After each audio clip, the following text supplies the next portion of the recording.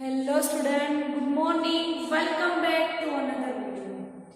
આપણે લાસ્ટ લેક્ચરમાં ટાઇફોઇડ નામના રોગ વિશે ભણ્યા હતા. તો આપણે એનું થોડું રિવિઝન કરી લઈએ કે ટાઇફોઇડ શેના દ્વારા થાય છે. તો ટાઇફોઇડ જે છે એ બેક્ટેરિયા દ્વારા થતો રોગ છે. કયા બેક્ટેરિયા દ્વારા? તો એનું નામ છે સાલ્મોનેલા ટાઇફી. આ સાલ્મોનેલા ટાઇફી નામના બેક્ટેરિયા દ્વારા આપણને ટાઇફોઇડ થતો હોય છે. બીજું ખાસ એ યાદ રાખવાનું છે કે સપોઝ આપણને ટાઇફોઇડના લક્ષણો હોય, એટલે કે એના જેવા લક્ષણો આપણને દેખાતા હોય, તો આપણને ટાઇફોઇડ છે કે નથી એ આપણે શેના દ્વારા જાણી શકીએ? તો એનું નામ છે વિડાલ કસોટી. આ વિડાલ કસોટી દ્વારા આપણને ટાઇફોઇડ છે કે નથી એ આપણે જાણી શકીએ છીએ. અન્ય કોઈ પણ ટેસ્ટ દ્વારા આપણે ટાઇફોઇડ છે કે નથી એ નથી જાણી શકતા. માત્ર વિડાલ ટેસ્ટ દ્વારા જ ટાઇફોઇડ આપણે છે કે નહીં તે જાણી શકીએ છીએ. હવે ટાઇફોઇડ નામના રોગના અભ્યાસ પછી આજના લેક્ચરમાં આપણે ન્યુમોનિયા અને શરદી નામના બે ચેપી રોગનો અભ્યાસ કરવાનો છે. તો આપણે સ્ટાર્ટ કરીએ. પહેલું ન્યુમોનિયા.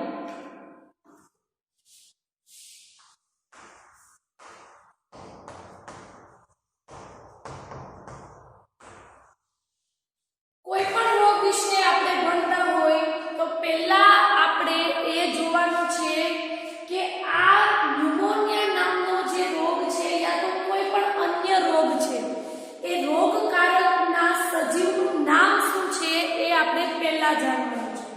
તો આપણે બીજા લેક્ચરમાં કયો રોગ શેના દ્વારા થાય છે, મતલબ કે કયા રોગકારક દ્વારા થાય છે એ ચર્ચા આપણે કરી લીધી છે. એટલે હવે તમને યાદ હશે કે ન્યુમોનિયા જે છે એ બેક્ટેરિયા દ્વારા થતો રોગ છે. તો આપણે જોઈએ રોગકારક સજીવનું નામ. ન્યુમોનિયા શેનાથી થાય છે? બેક્ટેરિયાથી. હવે ન્યુમોનિયા જે છે તે માત્ર એક બેક્ટેરિયાથી નથી થતો, બે બેક્ટેરિયાથી થતો રોગ છે. ન્યુમોનિયા સ્ટ્રેપ્ટોકોકસ ન્યુમોની બેક્ટેરિયા દ્વારા પણ થઈ શકે, યા તો હિમોફિલસ ઇન્ફ્લુએન્ઝી નામના બેક્ટેરિયાથી પણ થઈ શકે. તો આ બંને બેક્ટેરિયા ન્યુમોનિયા નામના રોગ થવા માટે જવાબદાર છે. કયા બે બેક્ટેરિયા? પહેલું છે સ્ટ્રેપ્ટોકોકસ ન્યુમોની.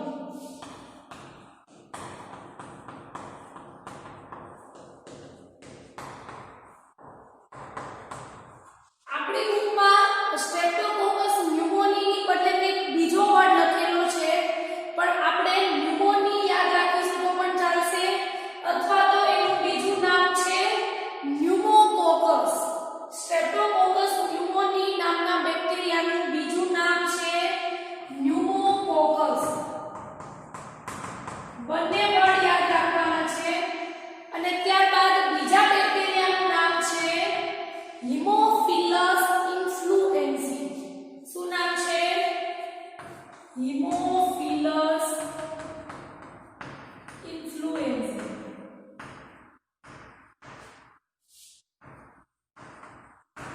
આ બંને દ્વારા ન્યુમોનિયા રોગ થઈ શકે છે. હવે જોવાનું છે કે સ્ટ્રેપ્ટોકોકસ ન્યુમોની બેક્ટેરિયા જે છે એ આપણે છઠ્ઠા ચેપ્ટરમાં પણ વાત કરી ચૂકી છે કે ન્યુમોકોકસ જે બેક્ટેરિયા છે એનો મતલબ શું થાય? ન્યુમોનિયા ક્રોસ કરવા વાળા બેક્ટેરિયા.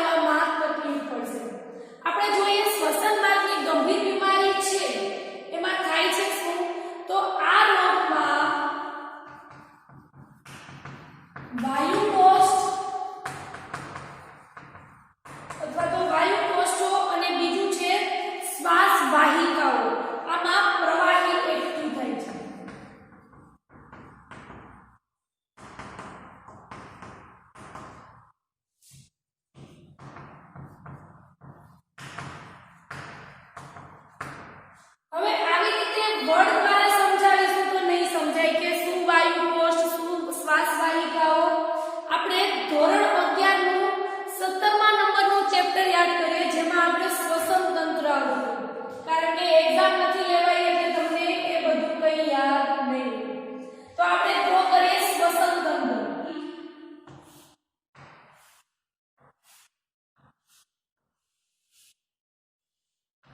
આ જે છે તે શ્વાસ વાહિકા છે, સોરી શ્વાસ વાહિની છે. આ શું છે? શ્વાસ વાહિની. અને એની આવી રીતે શું આવેલા હશે? બે ફેફસા આવેલા હોય છે અને બે ફેફસાની વચ્ચે શું આવેલું હોય છે? હૃદય આવેલું હોય છે. હવે આપણે યાદ કરીએ શ્વાસ વાહિની જે છે અને આની આ બંને શું આવેલા છે? ફેફસાઓ આવેલા છે.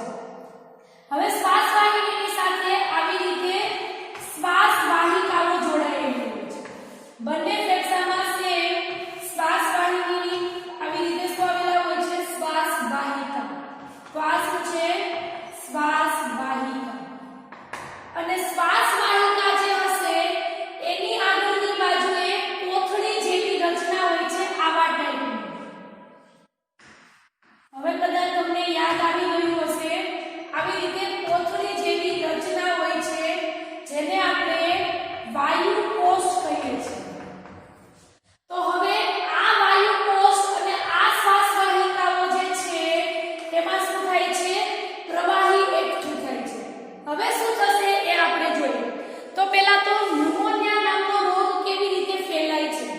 તો કોઈ ન્યુમોનિયાથી સંક્રમિત વ્યક્તિ જે છે એ યા તો છીંક ખાય, યા તો ખાંસી, યા તો એનું જે કફ હોય એના સંપર્કમાં આપણે આવીએ. સપોઝ ન્યુમોનિયાથી સંક્રમિત વ્યક્તિ જે છે એ આપણી બાજુમાં ઊભા છે અને એણે ખાંસી ખાધી યા તો છીંક ખાધી, તો શું થશે? એની અંદર, શરીરની અંદરના જે ન્યુમોનિયાના જે બેક્ટેરિયા હશે, સ્ટ્રેપ્ટોકોકસ ન્યુમોની, એ ક્યાં આવશે? વાતાવરણમાં આવશે. અને વાતાવરણ દ્વારા એ જે બેક્ટેરિયા છે એ સ્ટ્રેપ્ટોકોકસ ન્યુમોની પણ હોઈ શકે, હિમોફિલસ ઇન્ફ્લુએન્ઝી પણ હોઈ શકે. એ હવે શું થશે? આપણા શરીરમાં પ્રવેશ કરશે. ક્યાં પ્રવેશ કરશે? તો આપણા શરીરની અંદર ક્યાં જશે? જે આપણું શ્વસન તંત્ર હોય છે એમાં પ્રવેશ કરશે. શ્વસન તંત્રમાં પહેલા આવી રીતે આવશે બેક્ટેરિયા, ત્યારબાદ શ્વાસ વાહિનીમાં જશે, શ્વાસ વાહિનીમાંથી શ્વાસ વાહિકા અને ત્યારબાદ બેક્ટેરિયા આવશે વાયુ કોષમાં. હવે આપણે જોઈએ વાયુ કોષમાં શું થશે. તો હવે વાયુ કોષને આપણે થોડા મોટા ડ્રો કરીએ અને વાયુ કોષની નીચે રુધિર કેશિકા આવેલી છે. આ જે છે એ રુધિર કેશિકા છે અને આ શું છે? વાયુ કોષ. હવે આપણે જોઈએ કે અહીંયા બેક્ટેરિયા હવે ક્યાં પ્રવેશ કર્યું? વાયુ કોષમાં પ્રવેશ કર્યો. તો હવે જે વાયુ કોષ જે છે એના આવી રીતે વાયુ કોષની દિવાલ હશે, ત્યાં આવી રીતે બેક્ટેરિયા ગોઠવાઈ જશે. આવી રીતે વાયુ કોષની દિવાલમાં આવી રીતે બેક્ટેરિયા ગોઠવાઈ જશે. હવે શું થશે કે હવે ધીમે ધીમે એ વાયુ કોષની અંદર જે કોષો આવેલા હશે એના ઉપર હુમલો કરશે. શું કરશે? વાયુ કોષમાં આવી રીતે બેક્ટેરિયા ગોઠવાઈ જશે, ત્યારબાદ વાયુ કોષના કોષો ઉપર આ બેક્ટેરિયા હુમલો કરશે. અહીંયા જે મેં ડ્રો કર્યા છે એ શું છે? ન્યુમોનિયા માટે જવાબદાર બેક્ટેરિયા. એ સ્ટ્રેપ્ટોકોકસ ન્યુમોની પણ હોઈ શકે યા તો હિમોફિલસ ઇન્ફ્લુએન્ઝી પણ હોઈ શકે. જે શું કરશે? વાયુ કોષની કોષો છે એના ઉપર હુમલો કરશે. હવે શું થશે? તો વાયુ કોષના જે કોષો હશે એ બેક્ટેરિયાથી બચવા માટે એ શું કરશે? એક પ્રવાહી એકઠું કરશે. શું કરશે? બેક્ટેરિયા જ્યારે વાયુ કોષના કોષો ઉપર હુમલો કરશે તો એ પણ સામે લડશે જ ડાયરેક્ટલી, તો એ મરી નહીં જાય. તો એ શું કરશે? પોતાને બચવા માટે અને વાયુ કોષને બચાવવા માટે એ શું કરશે? પ્રવાહી એકઠું કરશે, જે એકદમ ચીકણું ટાઈપનું હોય છે અને પાણી જેવું હોય છે, જે કેવું હોય છે? આવી રીતે પ્રવાહી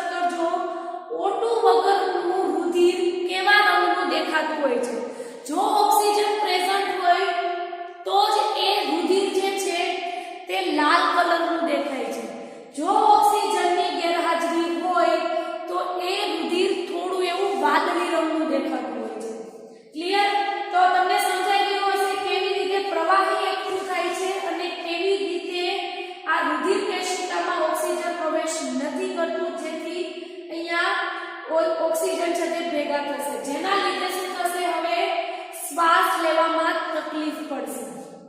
વાયુ કોષમાં ઓક્સિજન ભરાઈ જશે, એ ઓક્સિજન રુધિર કેશિકામાં પ્રવેશ જ નહીં કરે, જેથી હવે શ્વાસ લેવામાં તકલીફ પડશે. ક્લિયર અહીંયા સુધી? ડ્રો કરવું હોય તો કરી લેજો, થોડી વાર માટે પોઝ કરું છું.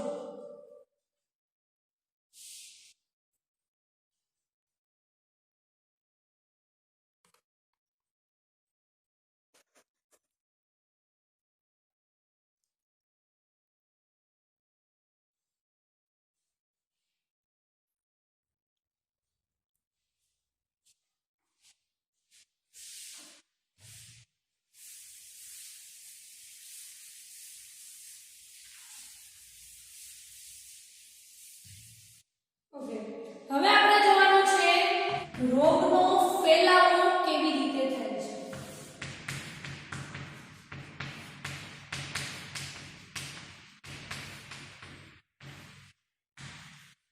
હમણાં આપણે જે ઓવરવ્યુ આપ્યું એ જ રોગના ફેલાવાનું છે, પણ આપણે સાથે સાથે લખતા પણ જઈએ.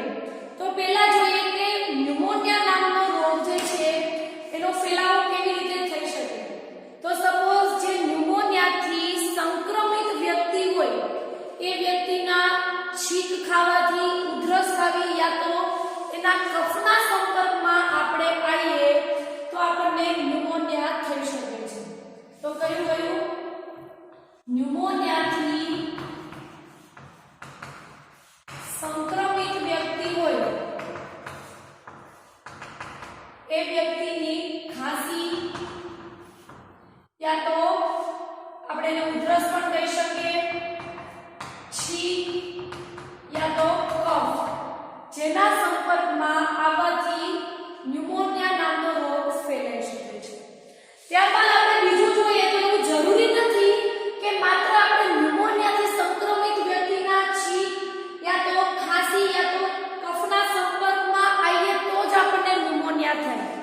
અન્ય કારણો પણ હોઈ શકે છે ન્યુમોનિયા થવાના, જેમ કે આપણા શરીરને જે પૂરતા પ્રમાણમાં પોષણ જોઈતું હોય એ ના મળે તો પણ આપણને ન્યુમોનિયા થઈ શકે છે. કયા કેસીસમાં? અપૂરતું પોષણ. એટલા માટે પોષણયુક્ત ખોરાક ખાવો ખૂબ જ જરૂરી છે. જો વધારે પડતું અપૂરતું પોષણ મળે તો શું થશે? ન્યુમોનિયા થવાની પોસિબિલિટી વધી જાય છે. શું કામ? કારણ કે અપૂરતા પોષણમાં આ બેક્ટેરિયા વધારે વૃદ્ધિ પામી શકે, જેથી આપણને ન્યુમોનિયા થઈ શકે છે. અન્ય કારણ જોઈએ તો વધુ પડતું આલ્કોહોલ લેવામાં આવે તો પણ ન્યુમોનિયા થઈ શકે છે. તો બીજું લખીએ, આલ્કોહોલનું વધુ પડતું સેવન. ત્યારબાદ નેક્સ્ટ જોઈએ તો દવાની વિષારીતા, મતલબ કે દવાના વિષથી પણ ન્યુમોનિયા ફેલાઈ શકે છે. તો આ બધા કારણ છે ન્યુમોનિયા ફેલાવવાના. હવે જોવાનું છે કે ન્યુમોનિયા થઈ ગયો, મતલબ કે એના બેક્ટેરિયા આપણા શરીરમાં પ્રવેશ કરી ગયા તો એનાથી આપણા શરીરને શું ઇફેક્ટ થાય છે. મેં હમણાં આકૃતિ દ્વારા સમજાવ્યું હતું કે શું થશે કે જે બેક્ટેરિયા છે એ વાયુકોષની દિવાલમાં પ્રવેશ કરશે. હવે વાયુકોષની દિવાલમાં પ્રવેશ કરશે તો વાયુકોષની દિવાલમાં શું થશે? બળતરા થશે, કારણ કે એ બેક્ટેરિયા અહીંયા વાયુકોષની દિવાલ ઉપર એન્ટર થઈ ગયા છે એટલે. તો શું થશે? વાયુકોષની દિવાલ છે જેમાં શું થશે? બળતરા થશે. ત્યારબાદ નેક્સ્ટ જોઈએ તો બળતરા થશે. ત્યારબાદ બેક્ટેરિયા જ્યારે વાયુકોષના કોષો ઉપર હુમલો કરે છે ત્યારે શું કરે છે? કોષો પ્રવાહી જે છે એનો સ્ત્રાવ કરે છે, મતલબ કે પ્રવાહી એકઠું કરે છે પોતાને બચાવવા માટે. અને એ પ્રવાહી કેવું હોય છે? પ્રોટીન સભર હોય છે. તો પ્રોટીન સભર પ્રવાહી એકઠું થાય છે.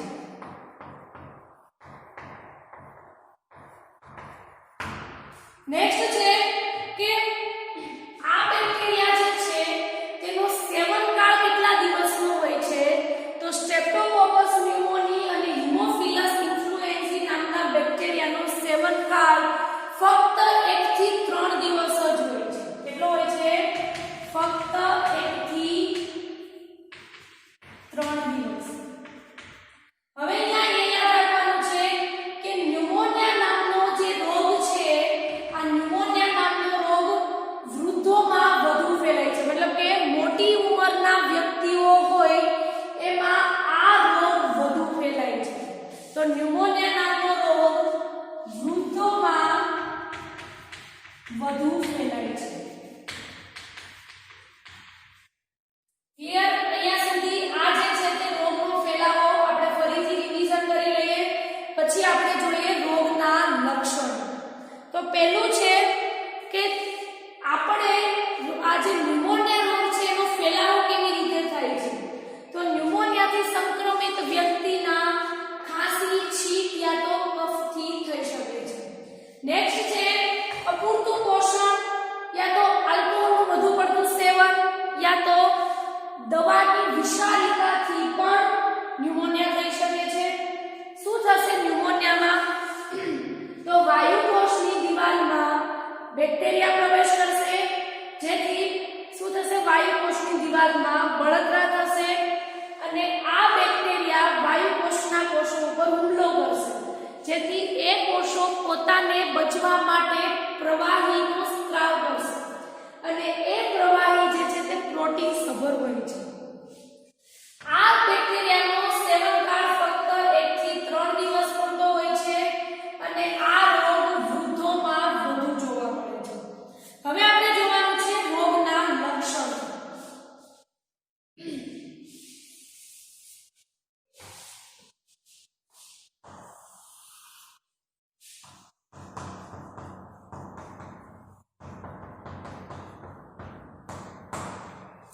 રોગના લક્ષણોમાં પહેલું જ લક્ષણ આપણે અહીંયા લખ્યું છે કે અહીંયા લખ્યું રોગનો ફેલાવો દર્દીને ખાંસી, છીંક યા તો કફના સંપર્કમાં આવીએ તો થાય છે. એનો મતલબ કે ન્યુમોનિયાથી સંક્રમિત વ્યક્તિને શું થાય છે? એ દર્દી જે હશે તેને છીંક અને ઉધરસ થાય છે.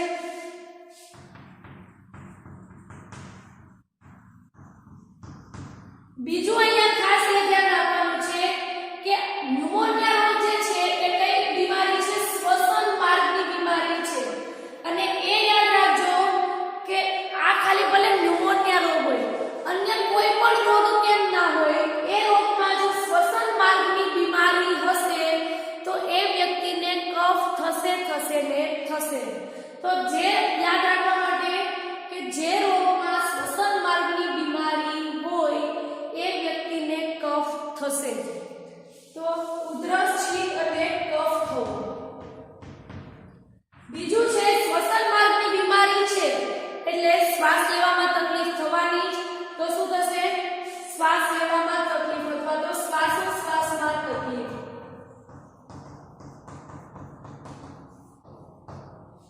ત્યારબાદ આપણે ત્રીજું જોઈએ. અહીંયા યાદ રાખવા માટે શ્વસન માર્ગની બીમારી છે તો શ્વાસ લેવામાં તકલીફ થવાની જ છે. ત્યારબાદ કોઈ પણ આપણને રોગ કેમ ના થયો હોય, એમાં તાવ તો આપણને આવે છે. તો તાવ જે છે એ કોમન છે. તાવ આવો. ત્યારબાદ આપણે નેક્સ્ટ જોઈએ ઠંડી લાગવી,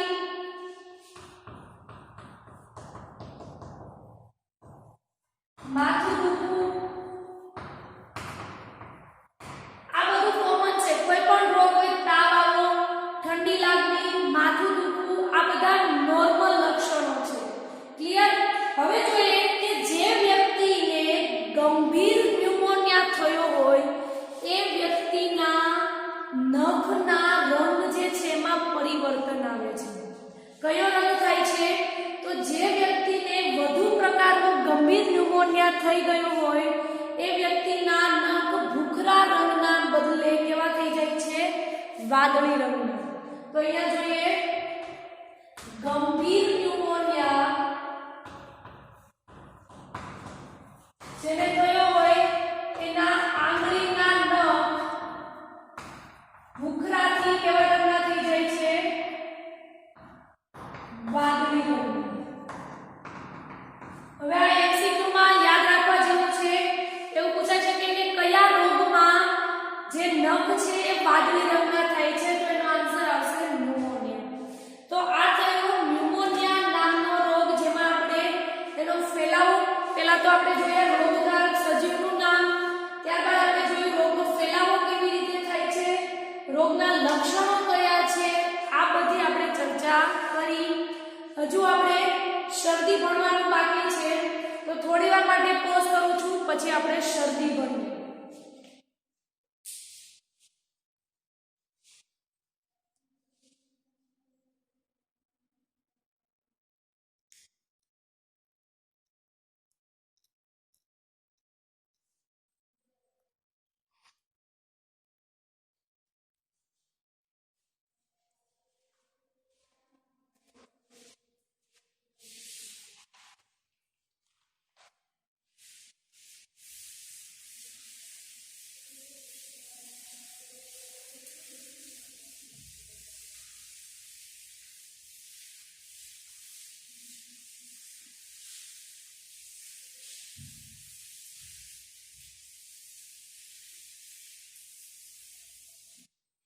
ઓકે, શરદી ભણતા પહેલા આપણે જોઈએ કે ન્યુમોનિયા નામના રોગમાંથી એમસીક્યુઝ કેવા પૂછાઈ શકે.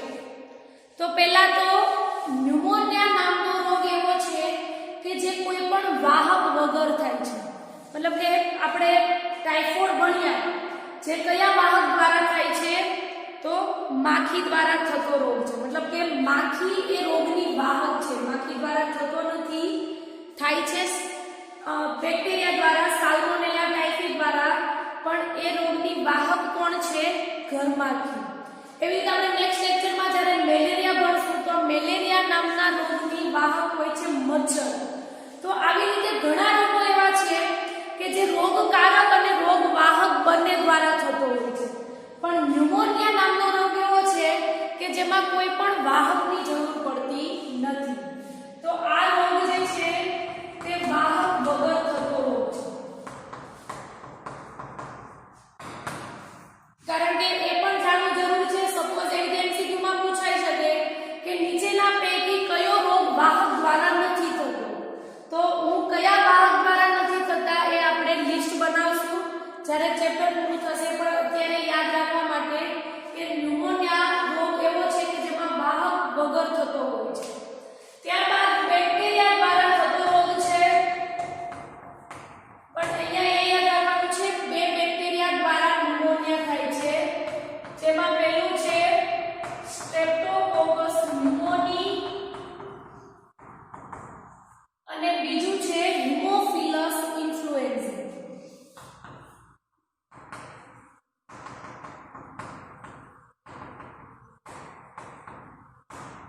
ત્યારબાદ એવી રીતે ક્વેશ્ચન હોઈ શકે કે નીચેના પૈકી કયો રોગ શ્વસન માર્ગની બીમારી વાળો છે. મતલબ કે શ્વસન માર્ગની બીમારી વાળો રોગ હોય તો એનું નામ છે ન્યુમોનિયા. શ્વસન માર્ગની બીમારી.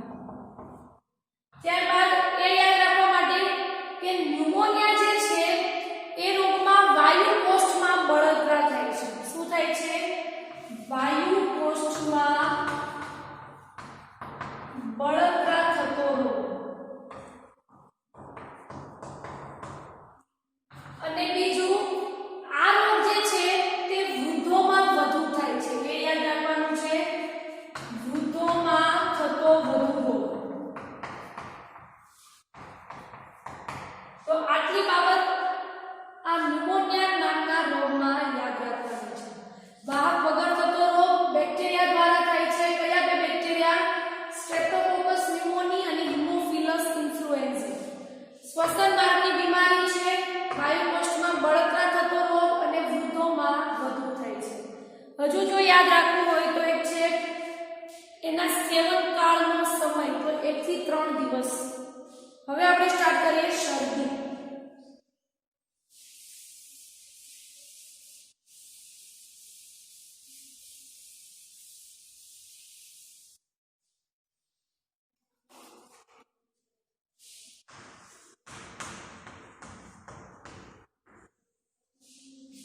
પહેલા આપણે જોઈએ કે શરદી જે છે તે શેના દ્વારા થાય છે.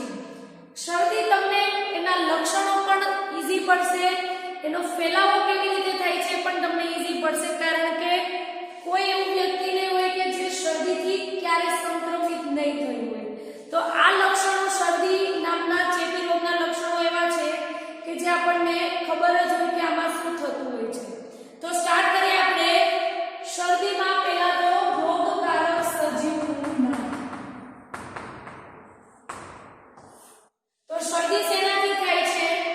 વાયરસથી થાય છે. કયા વાયરસથી? એનું નામ છે રિનો વાયરસ. તો જોઈએ રોગકારક સજીવનું નામ વાયરસ, એમાં પણ કયો વાયરસ? રિનો વાયરસ. હવે આપણે જોવાનું છે કે શરદી નામનો રોગ જે છે એનો ફેલાવો કેવી રીતે થાય છે. તો આપણે જોઈએ રોગનો ફેલાવો.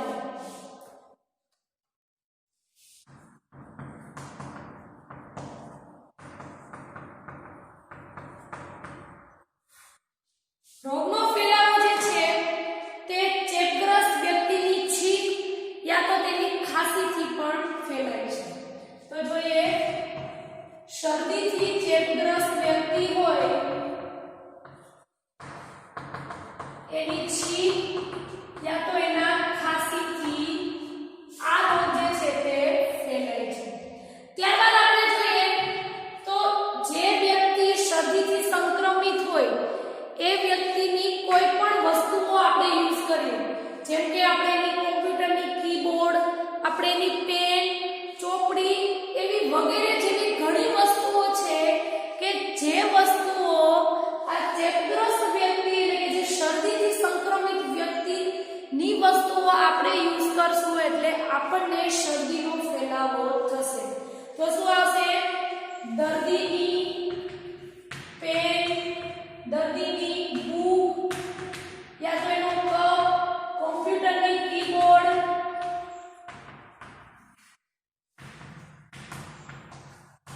વગેરે જેવી ઘણી વસ્તુઓ છે કે જે આપણે શું કહેવાય શરદી જે છે એ ચેપગ્રસ્ત વ્યક્તિની આવી બધી વસ્તુઓ આપણે એને અડશું જેથી આપણને શરદીનો ફેલાવો થઈ શકે છે. ત્યારબાદ આપણે જોવાનું છે રોગના લક્ષણો.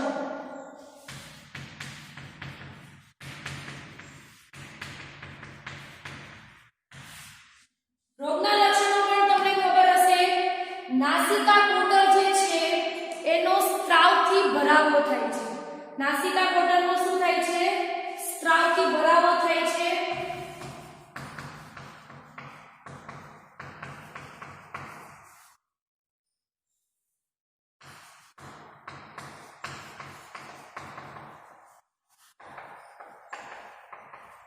ત્યારબાદ આપણે નેક્સ્ટ જોઈએ તો આ જે શરદી નામનો રોગ જે છે એ થવાથી ઓછી ઘ્રાણ સંવેદના, મતલબ કે આપણને કોઈ ખાસ પ્રકારની સુગંધ નથી આવતી, મતલબ કે સુગંધ જે લેવાની ક્ષમતા હોય છે એ ઓછી થઈ જાય છે. શું કામ? કારણ કે નાસિકા કોટરનો સ્ત્રાવથી ભરાવો થઈ જાય છે જેથી આપણે કોઈ પણ સ્મેલ લઈ શકતા નથી. તો શું થશે? ઓછી ઘ્રાણ સંવેદના. ત્યારબાદ નેક્સ્ટ જોઈએ તો આપણને શરદી થતી હોય છે ત્યારે આપણને ખબર છે કે ગળાની અંદર મતલબ કે ગળામાં બળતરા થતી હોય છે. તો બીજું આવશે ગળામાં બળતરા. ત્યારબાદ બીજું જોઈએ તો કફ થશે, માથાનો દુખાવો. આ બધી બાબતો જે છે એ કોમન જ છે. કફ, માથાનો દુખાવો, થાક લાગવો અને આ શરદી નામનો જે રોગ છે એના લક્ષણો ઓછામાં ઓછા 3 થી 7 દિવસ રહે છે. આ રોગના લક્ષણો ઓછામાં ઓછા કેટલા દિવસ રહે છે? 3 થી 7 દિવસ સુધી રહે છે. તો ફરીથી આપણે રિવિઝન કરી લઈએ. આપણે જેટલા રોગો ભણવાના છે એમાંથી સાવ ઈઝી હોય તો શરદી, કારણ કે મોસ્ટલી બધાને શરદી થઈ જ હોય તો એના લક્ષણો આપણને ખબર જ હોય કેવી રીતે ફેલાય છે, એના લક્ષણો શું છે. તો સ્ટાર્ટ કરીએ. શરદી જે છે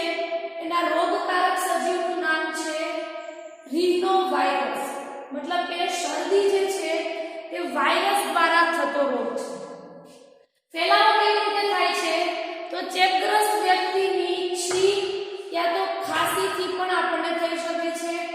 અન્ય આપણે જોઈએ તો જેને શરદી થઈ હોય એ વ્યક્તિની પેન, ભૂખ, કફ, કોમ્પ્યુટરની કીબોર્ડ, અન્ય કોઈ પણ વસ્તુઓ આપણે એના અડીએ તો એનો મતલબ કે આપણને પણ શરદી થઈ શકે છે. મતલબ કે આવી રીતે રોગનો ફેલાવો થઈ શકે છે. ત્યારબાદ આપણે જોવાનું છે રોગના લક્ષણો. રોગના લક્ષણોમાં નાસિકા કોટર જે છે, નાસિકા કોટરનો સ્ત્રાવથી ભરાવો થાય છે, ઓછી ઘ્રાણ સમયમાં આપણે સ્મેલ એટલી નથી આવતી, ગળામાં બળતરા થાય છે, કફ થવો, માથાનો દુખાવો, થાક અનુભવવો. અને ત્યારબાદ આ રોગના લક્ષણો આપણને ઓછામાં ઓછા 3 થી 7 દિવસ સુધી દેખાતા હોય છે. થોડી વાર માટે પોઝ કરું છું, પછી હોમવર્કમાં ક્વેશ્ચન આપું છું.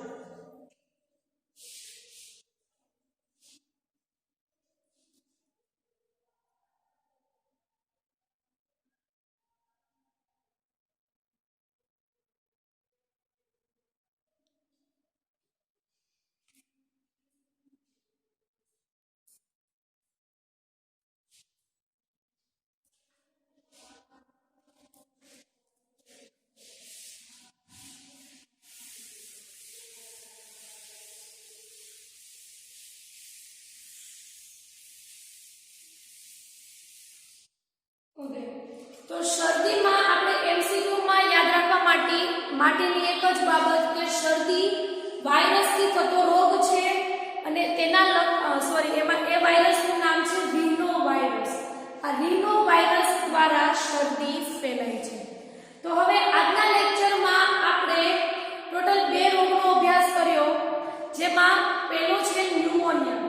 તો આપણે બેક્ટેરિયા દ્વારા થતા રોગો આમ ટોટલ 2 ભણી ગયા છીએ, જેમાં પહેલું લાસ્ટ લેક્ચરમાં આપણે ભણ્યા હતા ટાઇફોઇડ અને આજે લેક્ચરમાં ભણ્યા ન્યુમોનિયા. આ બંને બેક્ટેરિયા દ્વારા થતા રોગ છે. ત્યારબાદ આજના લેક્ચરમાં આપણે વાયરસ દ્વારા થતો રોગ જેનું નામ છે શરદી એ ભણ્યા. પણ હવે જે વાયરસ દ્વારા થતો અન્ય રોગ છે જેનું નામ છે એઇડ્સ, આ એઇડ્સ આપણે પછી ભણવાનું છે, એની ડિસ્કસ કરવાનું છે. તો અત્યારે આપણે શરદી પછી નેક્સ્ટ લેક્ચરમાં આપણે પ્રજીવો દ્વારા થતા રોગો વિશે ભણવાનું છે. ક્લિયર? હવે હોમવર્કમાં ક્વેશ્ચન આપું છું. હોમવર્કમાં ક્વેશ્ચન